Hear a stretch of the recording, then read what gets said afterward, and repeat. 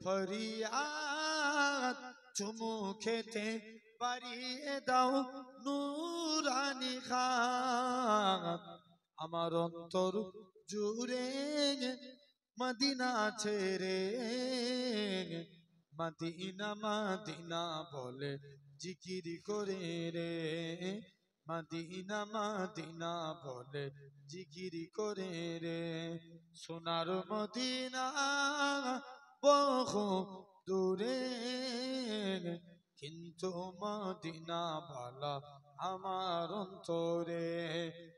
অন্তর জুড়ে মদিনা আছে রে সেই মদিনায় কবে যাব মন মানে না রে আল্লাহ হুম্মা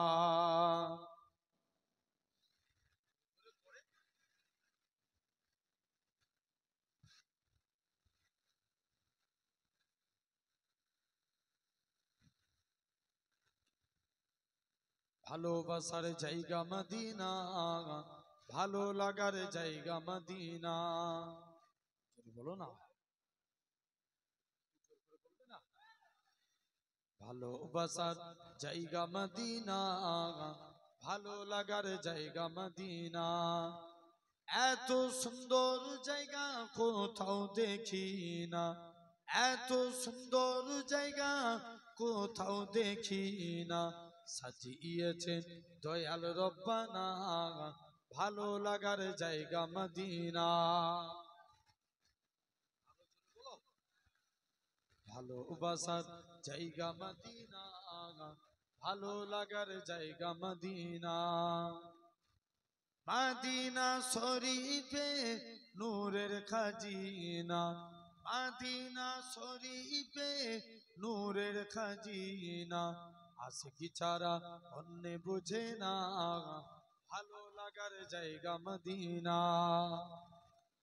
ভালোবাসার জায়গা মদিনা ভালো লাগার জায়গা মদিনা একদিন কবর যাব কেউ তো যাবে না একদিন কবর যাব কেউ তো যাবে না যাবে আমার সাগে মদিনা ভালো লাগার জায়গা মদিনা ভালোবাসার জায়গা মদিনা ভালো লাগার জায়গা মদিনা আমাদের জীবনে অনেক বেশি গুনাহ আমাদের জীবনে অনেক বেশি গুনাহ তাই হাবিবের কদম ছাড়বো না ভালো লাগার জায়গা মদিনা জোরে বলো ভালোবাসার জায়গা মদিনা ভালো লাগার জায়গা মদিনা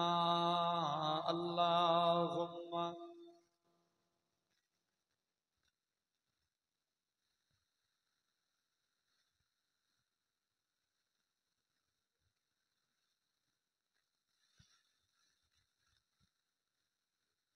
জিকির করে কলমে লা ইলাহা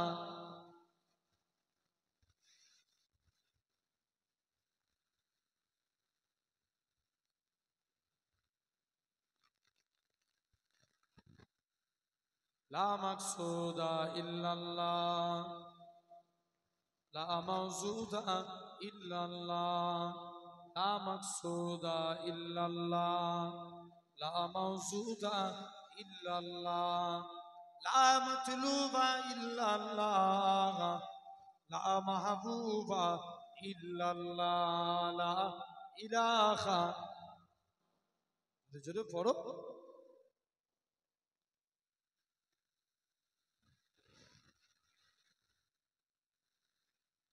জমিনের মালিক যেই আল্লাহ আসমানের মালিক সেই আল্লাহ উম্মত আমরা রাসূলুল্লাহর বান্দা আমরা তুমি আল্লাহর লা ইলাহা ইল্লাল্লাহ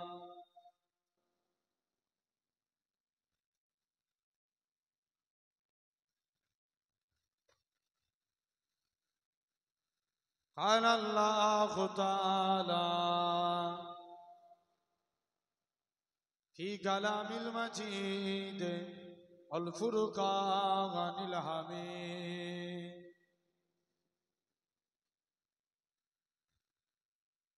ولمن خاف مقام ربه جنتان فبأي آلاء ربكما تكذبان وقال رسول الله صلى الله عليه وسلم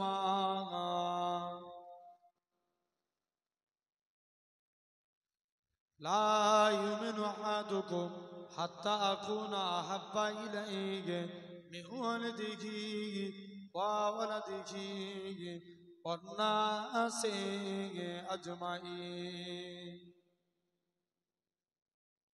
প্যারে হাজিরানে মজলিস উপস্থিত এই মাহফিলে বসতাকা বয়োজ্যেষ্ঠ আমার মুরব্বিয়ান চাচাজান সমবয়স্ক ইয়াং জেনারেশন যুবক তরুণ ভাইরা পর্দা আড়ালে উপস্থিত আমার মা ও সদ্য এলাকার মসজিদের ইমাম সাহেব সম্মানিত আমাদের সাহেব এবং বিশেষ করে আশরাফা ওয়েলফেয়ার সোসাইটির সকল সদস্যবৃন্দ সকলকে জানাই গুনাহগারের তরফ হতে পীরনগর শরীফের পক্ষ হতে আপনাদের জানাই আন্তরিক সালাম মোবারকবাদ। খিদমতে আপনাদের এসেছি দোয়া নেওয়ার উদ্দেশ্যে, আল্লাহ পাকের দ্বীন ইসলামের খেদমত। তথাপিও আমরা দেখতে পাচ্ছি আমরা এই জায়গায় সুন্দর নবিয়ানা মাহফিল, এই জান্নাতের বাগানে আপনি আমি এসে বসেছি। আমরা দেখতে পাচ্ছি আমরা এই জায়গায় ছিরাতের পোলের উপরে বসে আছি। আমার আল্লাহ চাইলে পারে একদিন আল্লাহ আপনাদিগকে জান্নাতি সিংহাসনে বসাবে। জোরে বলো।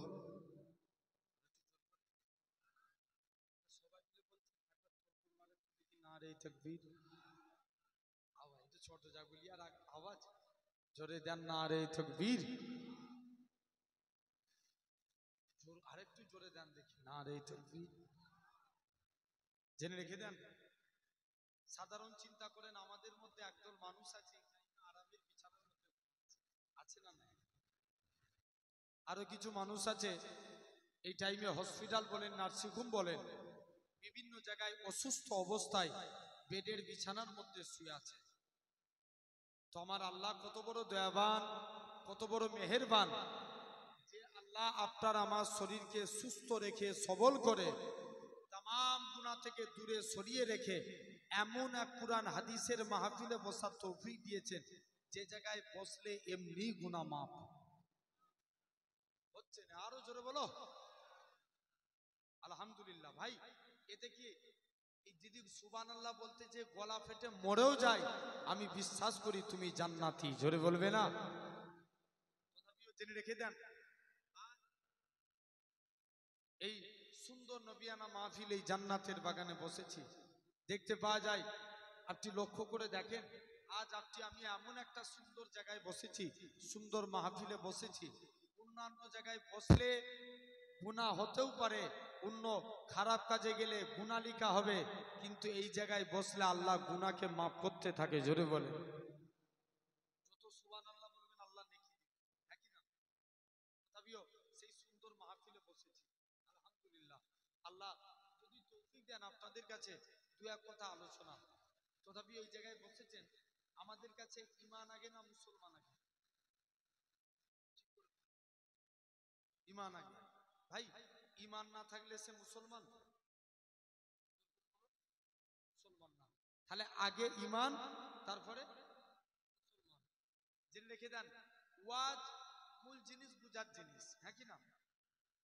রাসূলুল্লাহর মুখ থেকে ওয়াজ শুনেছিল আবু জেহেল, আর বুঝেছিল আবু বকর। তাই তো যে আবু বকর সম্পর্কে আল্লাহ রাসূল বলছেন, তাম দুনিয়ার মানুষের সারা জীবনের আমল যদি একদিকে রাখা হয়, আমার আবু বকরের এক রাতের আমলের পাল্লা ভারী। জোরে বলো। আবু বকরের ধরে না আবু বকরের দলে, আবু বকরের দলে কারা একবার হাত তুলে দেখান তো, জোর করে তকবীর মারেন, না রে এই এরকম আস্তে করে হাত তোলাটা মুনাফিকের লোক। হাত তুলতে হবে বড়, হ্যাঁ কি না? মুনাফিকরা পিছনে পিছনে নবীর কাছে যেত, বলতো হুজুর আমরা আছি আছি, যেই মেন জায়গা হতো সাইড করে দিত, হ্যাঁ কি না? হাত জোর করে তুলেন বড় করে, নারে তাকবীর।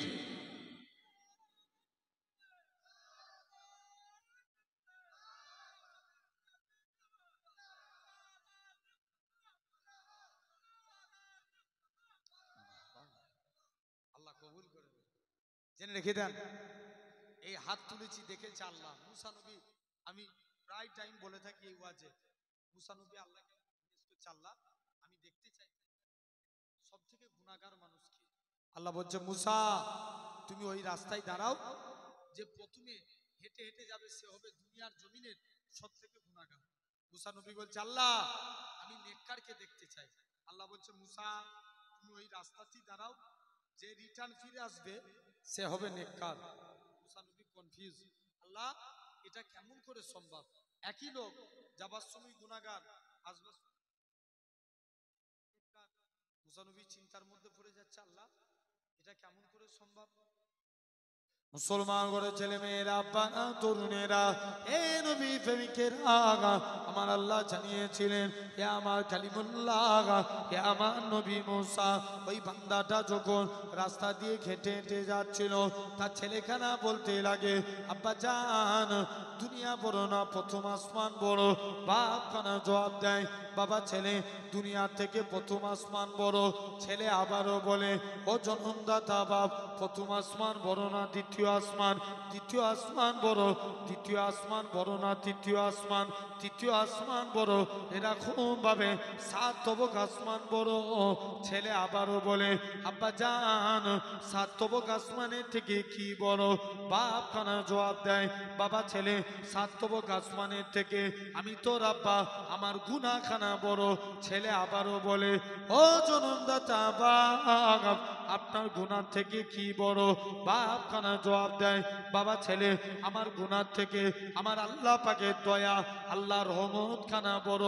এই নওজোয়ান যুবকেরা আমার আল্লাহ জানিয়েছিলেন হে আমার কালিমুল্লাহ, হে আমার নবী মুসা, আমি আল্লাহ পাক তার এতটুকু কথা কি কবুল করে নিয়েছি।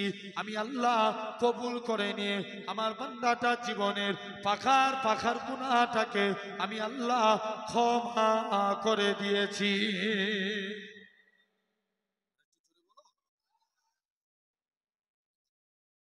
আল্লাহ মাফ করে দিয়েছি। যাও তাহলে আমাদেরকেও বোঝা লাগবে, তাহলে আগে ঈমান তারপরে মুসলমান। আমাদের ঈমান হচ্ছে 4 প্রকার। কয় প্রকার? জোর করে বলো। 4 প্রকার। নাম্বার 1 ইলমুল ইয়াকিন, জ্ঞানের দ্বারা ঈমান। কিসের দ্বারা? জ্ঞান। আল্লাহ প্রতিটা মানুষকে জ্ঞান দিয়েছেন। আল্লাহ আমাদের জন্য দুটো রাস্তা রেখেছেন, একটা ভালো একটা খারাপ। একটা ভালো একটা খারাপ। ভালো রাস্তায় হারলে জান্নাত, খারাপ রাস্তায় হারলে জাহান্নাম। তাহলে কোন রাস্তায় হাঁটবো এটা কিসের দ্বারা সিলেক্টেড করব? বলেন না আব্বা? ব্রেনের দ্বারা। এটার নামই ইলমুল ইয়াকিন, জ্ঞানের দ্বারা ঈমান। জেনে রেখে দেন। তথাপিও আমার ভাইরা, আব্বারা, তরুণেরা, আজ এই সুন্দর মাহফিলে তাহলে 1 নাম্বার আমাদের ইলম অর্জন করা লাগবে। বলেন ইনশাআল্লাহ। কি বিষয়? আল্লাহর শরীয়তের বিষয়। এটা হলো 1 নাম্বার।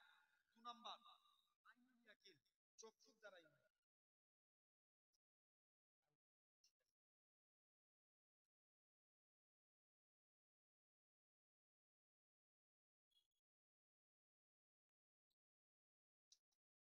1 নাম্বার 1 নাম্বার ইলমুল ইয়াকিন, 2 নাম্বার আইনুল ইয়াকিন, চক্ষুর দ্বারা ঈমান। আপনারা হয়তো দেখেছেন দীঘার সমুদ্র, দেখেছেন না? আরে কথা বলেন। অনেকে দেখেছেন। দেখবেন সমুদ্রে এখন দীঘাতে কত পার্সেন্ট? 70%। দীঘাতে একটা বিরাট বড় 1000 কোটি টাকা খরচা করে মন্দির হচ্ছে, হ্যাঁ কি না হচ্ছে না?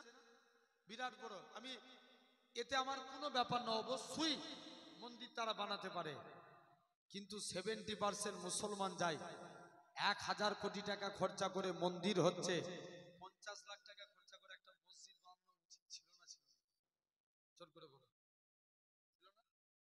অবশ্যই জেনে রেখে দেন, আমরা যদি গোটা পশ্চিম বাংলার মানুষ এটা নিয়ে আন্দোলন করি, ইনশাআল্লাহ দীঘার জমিনে মসজিদ হবে। বলেন ইনশাআল্লাহ, বলেন ইনশাআল্লাহ। তুমি আল্লাহর কাছে আশা করো। জেনে রেখে দেন, এই দীঘার সমুদ্রে পানি ঢেউ খেলায়, হ্যাঁ কি না? সমুদ্রের পানি কি করে ঢেউ খেলায়? অসম্ভব জিনিসকে সম্ভব করেন কে? আল্লাহ। এই এরকম একটা রিয়েল লাইফে ঘটনা ঘটেছিল। কাকদ্বীপ বলে একটা জায়গা, তাই কাকদ্বীপ, সমুদ্রে রেড সিগন্যাল ছিল যে মাছ ধরতে যাওয়া যাবে না। রেড সিগন্যাল উপেক্ষা করে 16 জনের একটা বাহিনী মাছ ধরতে চলে গেল। নিউজ খুলে দেখো, নিউজ 18 বাংলা, এবিপি আনন্দ, আমি যদি ভুল বলি আপনারা মিলিয়ে নেবেন। এটা বললে আমাদের ঈমান অনেক মজবুত হবে। এরকম 16 জনের একটা বাহিনী, তারা চলে গেল মাছ ধরতে। মাছ সমুদ্রে যে পৌঁছেছে, নৌকা উল্টে গেল। 16 জন নৌকার পিছনে চেপে ভেসেছিল। দেখবেন নৌকায় বাঁশ থাকে না, সুলাগুলো বাঁশের মধ্যে বেঁধে ওই 16 জন ভেসেছিল। এটা জোরে ঢেউ মারলো, 13 জন কোথায় চলে গেল? 3 জন ওই বাঁশটার মধ্যে ছিল। কতজন? 3 জন। এরকম ভাবে 3 দিন কেটে গেল।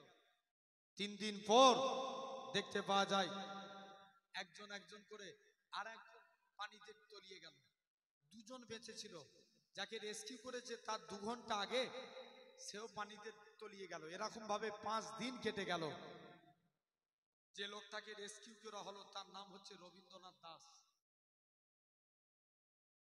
রবীন্দ্রনাথ দাস কাকদ্বীপে বাড়ি, বাংলাদেশে চলে গেল। বাংলাদেশের এক জাহাজ তাকে রেস্কিউ করলো। এই যে 5 দিন পানিতে ভেসেছিল, একে বাঁচিয়েছে কে? অসম্ভব জিনিসকে সম্ভব করেন কে? আমার আল্লাহ। আসেন তো জেনে রেখে দেন, এরকম ভাবে এই সমুদ্রের পানি ঢেউ খেলায় কলকাতায় একটা পার্ক আছে সল্ট লেকে, নিকো পার্ক। এখানে একটা ওয়াটার পার্ক আছে, যারা গিয়েছেন বা ইউটিউব খুলে দেখে নিতে পারেন। এই ওয়াটার পার্কে মেশিনের সাহায্যে পানি ঢেউ খেলাচ্ছে। এই ওয়াটার পার্কের পানি ঢেউ মাঝে মাঝে ফলস মারছে, কিন্তু যারা সমুদ্র নিজের চোখে দেখেছেন, আল্লাহর দিকে চেয়ে বলুন, 1 সেকেন্ডের জন্য সমুদ্রের পানি ঢেউ খেলানো বন্ধ হয়েছে? ওইরা ছেলেগুলো পিছনে দাঁড়িয়ে আছে কেন? চলো সব। এই জেনে রেখে দেন ভাইয়েরা, আব্বারা, তরুণেরা, আসেন মন দিয়ে শুনবেন, একটু আপনাদের কাছে আলোচনা করে যাই। তো এরকম ভাবে লক্ষ্য করে দেখেন, আজ এরকম আপনার আমার মধ্যে এরকম ভাবে দেখেন, এই পানি মাঝে মাঝে ঢেউ খেলানো বন্ধ করে ফলস মারে, কিন্তু সমুদ্রের পানি কন্টিনিউ দিবা রাত্রি ঢেউ খেলাচ্ছে। জানবেন এটাই আইনুল ইয়াকিন, চক্ষুর দ্বারা ঈমান। চোখ দিয়ে দেখে, কি দিয়ে দেখে? জোর করে বলো, চোখ দিয়ে দেখে। এরকম ভাবে এটা হলো নাম্বার 2। আপনার একটা মানুষ এভরিডে 16 কিলো করে অক্সিজেন নেয়। জোর করে 16 কিলো। এই যে আমরা নিঃশ্বাস নিচ্ছি, এই নিঃশ্বাস দিচ্ছেন কে? আওয়াজ দিয়ে কথা বলো ভাই। এখানে যতজন বসে আছেন, তুমিও কিন্তু আল্লাহর নিঃশ্বাস দিচ্ছ, অস্বীকার করার জায়গা নাই, কিন্তু তুমি আল্লাহর নামটা বলতে কেন অস্বীকার করছো? জোর করে এক বাক্যে বলেন, নিঃশ্বাস লি নিঃশ্বাস দেয় কে? আল্লাহ। জেনে রেখে দেন, একটা মানুষ এভরিডে 16 কিলো করে অক্সিজেন নেয়। এই অক্সিজেন দেন আমার আল্লাহ। এর জন্য কি জিব্রাইল কারোর ঘরে ঘরে এসে টাকা দা করেছে? জোর করে বলো, কারু গাইতে টাকা দা চাইনি। জানেন এটাও আমরা চোখ দিয়ে দেখি। হাওড়া ব্রিজ ঝুলানো সেতু না? কথা বলেন। হাওড়া ব্রিজের দুধারে দুটো দুটো পিলার আছে না নাই? জোর করে আছে। হাওড়া ব্রিজের দুধারে দুটো পিলার আছে, জেনে রাখবেন।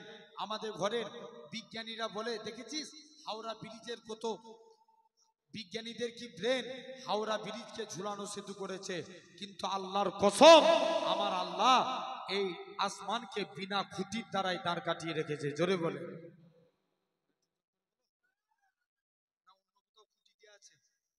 হ্যাঁ, আসমান বিনা খুঁটির দ্বারাই দাঁড়িয়ে আছে। জানবেন এটার নাম আইনুল ইয়াকিন। 3 নাম্বার গায়বুল ইয়াকিন। না দেখে মানার নাম ঈমান।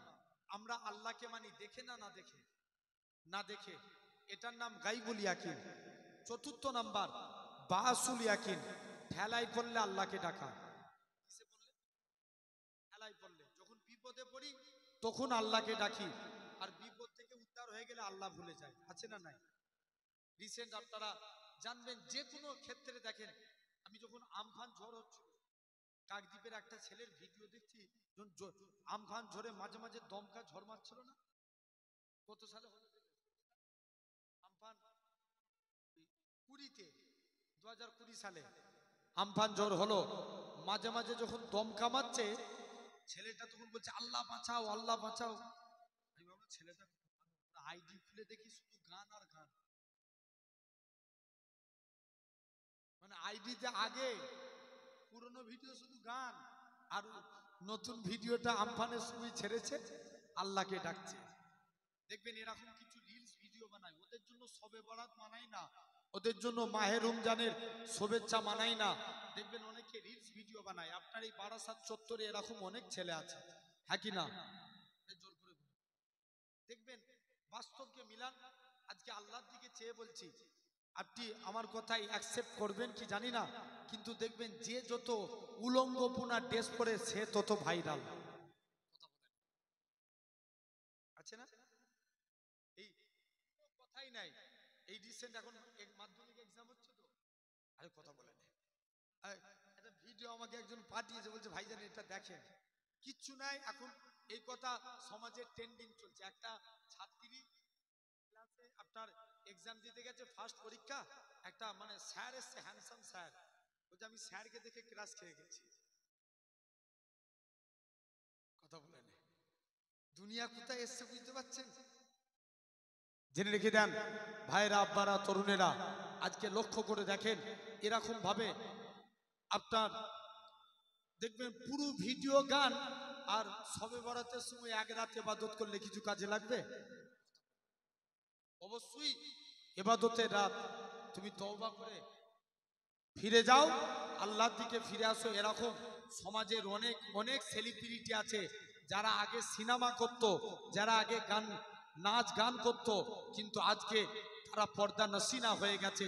তারা আজকে সিনেমা জগৎ ত্যাগ করে দিয়ে দাড়ি রেখে দিনের কাজ করছে। জোরে বলে, অনেক মিলিয়ে দেবো আপনাদের, দেখিয়ে দিতে পারবো, জেনে রেখে দেন। তো এরকম কদিন আগে একটা অন্য দেশের প্লেন ক্র্যাশ হলো। প্লেনটা 3600 ফুট থেকে যখন জমিনায় পড়ছে, প্লেনের ভিতরে দেখবেন, প্লেন থেকে যদি কেউ পড়ে সে বাঁচার আশা আছে? মনে করেন এখানে তারপরে কি বিরানি হয়েছে? আলহামদুলিল্লাহ, ভালো জিনিস, আপনাদের সহযোগিতা।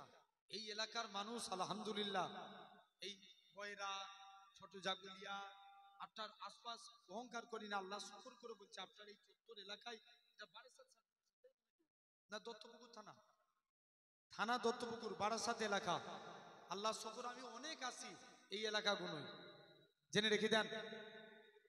তথাপিও এরকম ভাবে আপনি লক্ষ্য করে দেখেন, আমাদের ঘরের এরকম দেখবেন এই এই চত্বর এলাকায় আলহামদুলিল্লাহ, শুধু আশরাফা ওয়েলফেয়ার সোসাইটি করেছে বলে না, অবশ্যই এরকম তো সেবা সমাজের জন্য দরকার না? দরকার, কথা বলবেন, অবশ্যই দরকার। ভাই আপনি আল্লাহর দিকে চেয়ে বলুন, এই ভাইগুলো সাথ দিবেন, আপনারা এদের পাশে থাকবেন, এদের সাথে থাকবেন। কারণ আপনারা যখন বিপদে পড়বেন, দূর থেকে আগে কেউ ছুটে আসবে না, এইরা আপনার পাশে থাকবে, ঠিক কিনা? এই ওয়েলফেয়ার সোসাইটি আপনার দেখেন, আস্তে আস্তে বয়স্ক কাজ করে এগোচ্ছে, হ্যাঁ কি না? আলহামদুলিল্লাহ 33 জন মেধাবী ছাত্রছাত্রীদের সংবর্ধনার কাজ হচ্ছে, আলহামদুলিল্লাহ ভালো জিনিস। আগামীতে আরো কর্মসূচি হবে বলেন ইনশাআল্লাহ। এর জন্য আমাদের একটা ফান্ড করা হয়েছে। কি হয়েছে? দান করে অবশ্যই নবী জামানাতেও ফান্ড ছিল। যদি ভাবেন না এটা এক্সট্রা করে করছো, না, নবী একদিন একটা ছোট্ট একটা হাদিস বলি আপনাদের। আল্লাহ নবীর একজন সাহাবী ছিলেন হযরতে ওমর, একজন রোমান অন্য দেশের পারস্যের সম্রাট নবীকে বলছে, নবী আপনি মদিনায় এসে বড় নেতা হয়ে গেছেন, আপনার নেতাগিরি চলবে না, আপনার কোরআনকে জ্বালিয়ে দেবো, ইসলামকে মিটিয়ে দেবো। যখনই এমন কথা বলে, আবু বাক্কার ঠান্ডা মানুষ, আবু বাক্কারের মতনও মানুষ দরকার, ওমরের মতনও মানুষ দরকার, ঠিক কিনা? দরকার নাই? ঠান্ডাও দরকার, গরমও দরকার। দেখবেন, মন লক্ষ্য করে দেখবেন, মনে করেন একজন চেঁচাচ্ছে, যদি আপনার গলার আওয়াজ তার থেকে জোরে হয়ে যায়, দেখবেন ও ডাউন হয়ে যাবে। শিক্ষক ছাত্ররা স্কুলে অনেক চিৎকার করছে, শিক্ষক যদি জোর করে ওদের গলার আওয়াজের চাইতে জোর করে দেয়, দেখবেন সবার গলা স্তব্ধ হয়ে যাবে। তো ওমর বলছে, হুজুর অনুমতি দেন, আমি একা যে ওমর যে ওর গর্দান নামিয়ে দিই, কারণ সবার ব্যাপারে মেনে নেব, আপনার ব্যাপারে কথা বললে আমি ওমর মানব না। আল্লাহ নবী বলছে, ওমর তুমি পারস্যের সম্রাটের সঙ্গে একা পারবে? তুমি একা যাও না। ওমর আজকের দিনে আমি নবী একটা জিহাদের জন্য ফান্ড তৈরি করলাম, তোমরা আমার ফান্ডে দান করো। হযরতে নবী ফান্ড করলেন, সাহাবারা নিজেদের সামর্থ্য অনুযায়ী নবীর ফান্ডে দান করতে লাগে। মহিলা সাহাবীরা কানের গহনা, নাকের জিনিস নবীর জিহাদের ফান্ডে দান করে। এমন সময়তে দেখতে পাওয়া যায় আল্লাহর নবীর সাহাবীরা সব দান করছে, একটা ভিখারি সে কি করে ভিক্ষা করে, সেও মনে মনে নিয়ত করছে আমিও নবীর জিহাদের ফান্ডে দান করব। মনে মনে নিয়ত করেছে, যায় নবীর জিহাদের ফান্ডে দান করব। পকেট খুলে দেখে পকেটে খানাকুড়ি টাকা নেয়। মনে মনে করছে, আল্লাহ আমি কি নবীর ফান্ডে দান করতে পারবো না? মুসলমান ঘরে ছেলে মেয়েরা, আব্বারা, তরুণেরা, এই নবী প্রেমিকেরা, মহিলা খানা নিজের বাড়িতে চলে গেলেন। নিজের বাড়িতে যে দেখে 3 দিন অনাহারে দিন যায়, চুলাতে এরকম ভাবে খাড়ি চলে না। মহিলা কি করবে? আল্লাহ আমি নিয়ত করে ফেলেছি রাসূলুল্লাহকে দান করব, আমি কি করব? এরকম ভাবে নিজের বাচ্চা ছেলেকে কোলে তুলে নিলেন। দৌড়ে দৌড়ে দৌড়ে আল্লাহ নবীর হুজরা মুবারকের দিকে চলে আসলেন। ইয়া রাসূলুল্লাহ, হাবিবাল্লাহ। প্রতিমধ্যে সিদ্দিকে আকবরের সঙ্গে দেখা হয়। হযরতে আবু বকর বলে, হে মামে ছেলে, তুমি কেন নবীর কাছে যাচ্ছ মা? নবী তো তোমাকে দান করতে পারবে না, কেননা নবী জিহাদের জন্য ফান্ড তৈরি করেছে। মহিলা খানা কাঁদে আর বলে, হে রাসূলুল্লাহ সাহাবী, হে হযরতে আবু বকর, শুনে রেখে দাও, আমি নবীর কাছে দান চাইতে যাই না, আমি মুস্তাফা নবীকে দান করতে যাচ্ছি। মহিলা খানা নিজের বাচ্চা ছেলেকে কোলে করে নিয়ে আল্লাহ নবীর হুজরা মোবারকে চলে গেলেন। আল্লাহ নবীর দরবারে যে দাঁড়িয়ে আছে, নবীকে সালাম দেয়, আসসালাতু ওয়াসসালামু আলাইকা ইয়া রাসূলুল্লাহ, হাবিবাল্লাহ। ও যুবকেরা, আল্লাহ নবী সালামের উত্তরখানা দিলেন, ও মা মেয়ে ছেলে, তুমি কি জন্য সালাম দাও? ইয়া রাসূলুল্লাহ, হাবিবাল্লাহ, ইয়া রাসূলুল্লাহ, হাবিবাল্লাহ। হুজুর আজকের দিনে আপনার কাছে এসেছি, হুজুর আমি আজকের দিনে আপনাকে দান করার নিয়ত করেছিলাম, হুজুর আমি দান করতে পারি না, আমার এই ছোট বাচ্চাটাকে আল্লাহর রাস্তায় ফি সাবিলিল্লাহ আপনাকে দান করে দিলাম। আল্লাহ নবী বলে, এ মা মেয়ে ছেলে, বলো তো দেখি, আমি নবী তোমার বাচ্চাটাকে নিয়ে আমি নবী কি করব মা?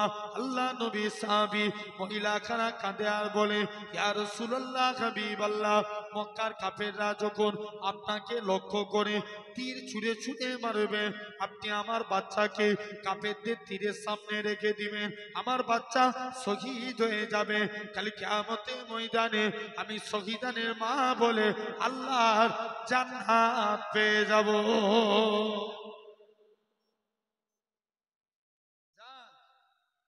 আমি তাহলে নবীর জামানা তো জিয়া এরকম জিহাদ করবে, মালপত্র কিনবে, এর জন্য ফান্ড ছিল। তো এবছরের সংবর্ধনা দেওয়া হয়েছে। আল্লাহ চায় আগামীতে গরিব ছাত্রদের বই খাতা দেওয়া হবে, বলেন ইনশাআল্লাহ।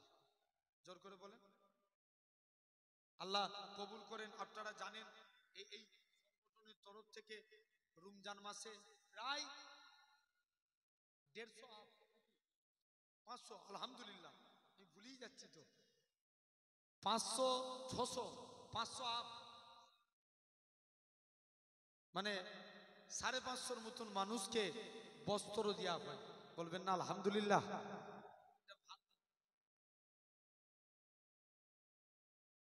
আচ্ছা, দুজন অসুস্থ মানুষকে আবার এই সংগঠনের তরফ থেকে 10,000 টাকা দান করা হয়েছে, বলবেন না আলহামদুলিল্লাহ। আল্লাহ কবুল করে নেন। তাহলে মানতে হবে, যে রেখে দেন, আপনারা পাশে থাকবেন, বলেন ইনশাআল্লাহ। তো এরকম দেখেন ভালো জিনিস। আচ্ছা বলেন, এখানে বিরিয়ানি হয়েছে, এই কথা বলতে বলতে এখানে চলে এসেছিলাম, তারপরও কি হয়েছে জোর করে বলো, বিরিয়ানি। আচ্ছা বিরিয়ানি যদি কালকে আজকে সারা রাত রেখে দেওয়া হয়, কালকেও রেখে দেওয়া হয়, পরশুদিন খেতে পারবেন? খারাপ হয়ে যাবে, পচে যাবে। আচ্ছা যদি ধরেন সাদা ভাতকে আপনি রেখে দেন, সাদা ভাত পান্তা করে খাওয়া যায় না? খাওয়া যায় না। বিরিয়ানি রেখে দিলে বিরিয়ানি খারাপ হয়ে যায়, গন্ধ উঠে যায়, কিন্তু সাদা ভাত একদিন রাখলে খারাপ হয়ে যায়? পরের দিন আপনি ধুয়ে পান্তা করে খেতে পারবেন। জেনে রেখে দেন, যত ভালো জিনিস তার ইফেক্টেডও অনেক বেশি। ট্রেন অ্যাক্সিডেন্ট হলে, বাস অ্যাক্সিডেন্ট হলে অবশ্যই হায়াতের মালিক আল্লাহ, বাঁচার চান্সেস 50-50, কিন্তু প্লেন ক্র্যাশ হলে বাঁচার চান্সেস পাওয়া যায়। কিন্তু যেগুলো অসম্ভব জিনিসকে সম্ভব করে কে? আমার আল্লাহ। এখন অন্য দেশে প্লেনটা ক্র্যাশ হয়েছে, প্লেন যখন জমিনায় পড়ছে, সোশ্যাল মিডিয়াতে ভিডিওটা খুব ভাইরাল, এরা তখন প্লেনের ভিতরে যারা ছিল জোরে জোরে পড়ছে লা ইলাহা ইল্লাল্লাহ, লা ইলাহা ইল্লাল্লাহ। মানে প্লেন, অথচ খবর নিয়ে দেখো একবার আল্লাহকে ডাকে না, কথা বলে। আর যখন মরণের টাইমে কাকে ডাকছে? আল্লাহকে। এটার নামই বাসুল ইয়াকিন, ঠেলাই পড়লে আল্লাহকে ডাকা। আসেন, তাহলে আমাদের ঈমান কয় প্রকার বললাম? জোর করে 4 প্রকার। ইলমুল ইয়াকিন,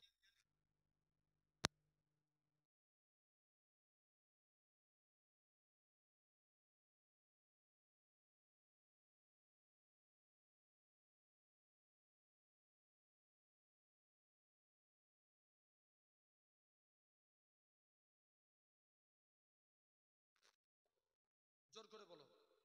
মুসলমান হতে হবে। মুসলমানের আবার 2 প্রকার, একটা মুসলমান, একটা ইমানদার মুসলমান। আমরা কোন দলটাই থাকতে চাই? জোর করে বলো। ইমানদার মুসলমান কারা কারা হতে চান হাত তুলে দেখান তো দেখি। এই আবার বলছি, এরকম হাত নয়, বড় করে তাকবীর দেন, নারে তাকবীর। আওয়াজ হচ্ছে না, জোরে দেন নারে তাকবীর। আলহামদুলিল্লাহ। আমরা চাই ইমানদার মুসলমান হতে। ভাই সালমান খানও মুসলমান, শাহরুখ খানও মুসলমান, দেখবেন এরা দেবদেবীরও, এরা লা ইলাহা ইল্লাল্লাহ পড়ে, আবার দেবদেবীরও পূজা করে, আছে না? তাহলে এটার নাম মুসলমান। আর আমরা হতে চাই ইমানদার মুসলমান।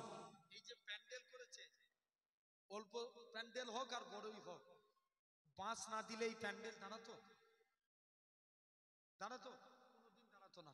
জানবেন ইসলামেও ইমানদার মুসলমান হতে গেলে আমাদেরও 5টা, জোর করে 5টা হাদিস শরীফ, বুনিয়াল ইসলাম আলা খামসিন, ইসলাম পাঁচটি স্তম্ভের উপর দাঁড়িয়ে আছে। ফার্স্ট শাহাদাতু আল্লাহ ইলাহা ইল্লাল্লাহ, আগে একতার প্রতি সাক্ষ্য দাও আল্লাহ ছাড়া কোনো উপাস্য নাই, আল্লাহ ছাড়া কোনো মাবুদ নাই। ওয়া আন্না মুহাম্মাদান আবদুহু ওয়া রাসূলু, মুহাম্মদ সাল্লাল্লাহু আলাইহি ওয়াসাল্লাম হলেন আল্লাহর প্রেরিত রাসূল ও বান্দা। জোরে বলো। এখন আপনি দিকে দিকে তাকান, ইসলামকে মিটানোর একটা প্রচেষ্টা চলছে, হ্যাঁ কি না? জোর করে কথা বলেন কেন? চলছে না? যেদিকেই তাকাবেন আমার কওমের উপরে মহাবিলিঞ্চিং এর নামে তাদেরকে পিটিয়ে পিটিয়ে মারা হচ্ছে, লাভ জিহাদের নামে আমার কওমকে পিটিয়ে পিটিয়ে মারা হচ্ছে। আমার ঘরের মেয়েরা বরখা পরে স্কুল কলেজে গেলে এদেরকে স্লেজিং ইফতেজিং করা হচ্ছে। আমার ঘরে মুয়াজ্জিনরা মসজিদে আজান দিলে মুয়াজ্জিনদের নামে বাইরের রাজ্যে জরিমানা ফেলা হচ্ছে। ইমাম সাহেব নামাজ পড়ালে ইমাম সাহেবকে জেলবন্দি করা হচ্ছে। এরা চাইছে ইসলামকে নাস্তে নাবুদ করে দেবো, ইসলামকে মিটিয়ে দেবো। জেনে রেখে দেন, হাজারো চেষ্টা করলেও যতদিন পূর্ব আকাশ থেকে সূর্য উদিত হয়ে পশ্চিম আকাশে ডুববে, ইনশাআল্লাহ ইসলামের পতাকা উড়ছে উড়ছে উড়বে। জোরে বলে, আরো জোরে বলে। কদিন আগে একজন ভিডিও করে বলছে যে মুসলমানদেরকে ভারত থেকে বিতাড়িত করা লাগবে, কারণ আমরা ইসলাম মুক্ত ভারত চাই। যদি সে এই কথাটা বলতে পারে, সে বলছে এটা আমার স্বাধীনতা আছে, আমার বলার স্বাধীনতা আছে। তার যদি এই কথাটা বলার স্বাধীনতা থাকে, আমি বলছি তার গর্দানটাকে নামানোর আমাদেরও স্বাধীনতা আছে, ঠিক কিনা? জোর করে বলো। আওয়াজ দিয়ে কথা বলেন। আল্লাহকে দিকে দিকে লক্ষ্য করে দেখেন। আজকে আপনি এরকম ভাবে দেখেন, শুধু তাই নয়, রিসেন্ট আপনি লক্ষ্য করে দেখেন, এখন খবর পাওয়া যাচ্ছে খাজা হুজুরের মাজার বুঝেছেন না কার? আচ্ছা সত্যি সত্যি কথা বলেন, ভাঙতে পারবে? পৃথ্বীরাজ খাজা হুজুরের সঙ্গে কথা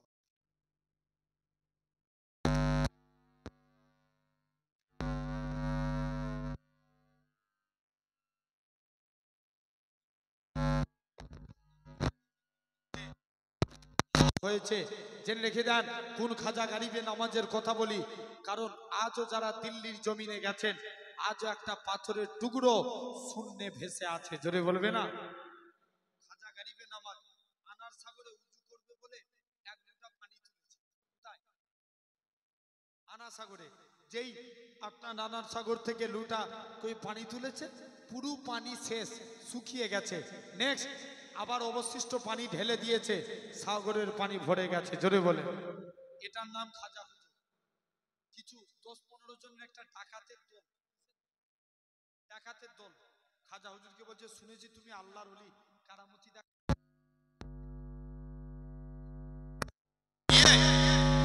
করলে, বলছে চো তোকে সাথে করে নিয়ে যায়। খাজা গারিবে নামাজ আস্তে আস্তে করে বাচ্চা ছেলেটার হাত ধরে একটা বিরাট বড় আগুন জ্বলছে, আগুনের ভিতরে চলে গেল। 1 minute, 2 minute, 3 minute, 4 minute, 5 minute, এভাবে আপনার অনেক মিনিট কেটে গেল, 1 ঘন্টা কেটে গেল। 1 ঘন্টা পর খাজা গারিবে নামাজ আগুন থেকে বার হয়ে আসে। জামা কাপড় তো দূরের কথা, শরীর যেমনকে তেমনই আছে। জোরে বলে, এটার নাম খাজা হুজুর। তিনি একদিন কোরআন পড়ছেন, কোরআন পড়তে পড়তে কোরআনের একটা আয়াত পড়ছেন, আলা ইন্না আউলিয়া আল্লাহি লা ইয়ামুত, আল্লাহর ওলি বান্দা যারা এরা মরে না, মরেও এরা জিন্দা। জোরে বলো, ওলিরা, আল্লাহর ওলিরা মরে না, মরেও এরা জিন্দা। বলছে চলো আজকে আমি দিল্লির জমিনে প্রতিটা কবরস্থানে যাব, যে সালাম দেবো, যে দেখবো উত্তর পাই কিনা। মুসলমান ঘরে ছেলে মেয়েরা, তরুণেরা, এই নবী প্রেমিকের আগা, এরকম ভাবে খাজা গারিবে নামাজ আস্তে আস্তে করে বাদশাহ আলমগীর খাজা হুজুরের কবরের দিকে চলে যায়। এরকম ভাবে দিল্লি জমিনে প্রতিটা কবরস্থানে যায়। প্রথমবার একটা কবরস্থানে যে সালাম দিতে লাগে, আসসালামু আলাইকুম ইয়া আলাল কবর, কবর থেকে কোনো আওয়াজ আসে না। বাদশাহ আলমগীর বলে, এ আমার সৈন্যরা তোমরা তৈরি হয়ে যাও, আমি আরেকবার সালাম দেবো, কোনো আওয়াজ আসে না। দ্বিতীয়বার সালাম দেয়, কবর থেকে কোনো আওয়াজ আসে না। বাদশাহ আলমগীর বলে আমি তৃতীয়বার সালাম দেব। তৃতীয়বার সালাম দেয়, আসসালামু আলাইকুম ইয়া আলাল কবর। কবর থেকে কোনো আওয়াজ আসে না। বাদশাহ আলমগীর বলে এ আমার সৈন্যরা, তোমরা কবরটাকে ভেঙে দাও, এটা কোন আল্লাহর ওলি বান্দার কবর হতে পারে না, কবরটাকে ভেঙে দাও। ও যুবকেরা, এরকম ভাবে কবর ভাঙতে ভাঙতে 104টের অধিক কবর ভাঙা হয়ে গেল। অবশেষে দিল্লি জমিনে খাজা গরিবে নওয়াজের কবরের দিকে চলে গেলেন।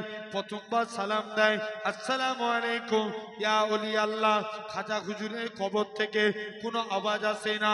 দ্বিতীয়বার সালাম দেয়, আসসালামু আলাইকুম ইয়া ওলি আল্লাহ। খাজা হুজুরের কবর থেকে কোনো আওয়াজ আসে না। বাদশাহ আলম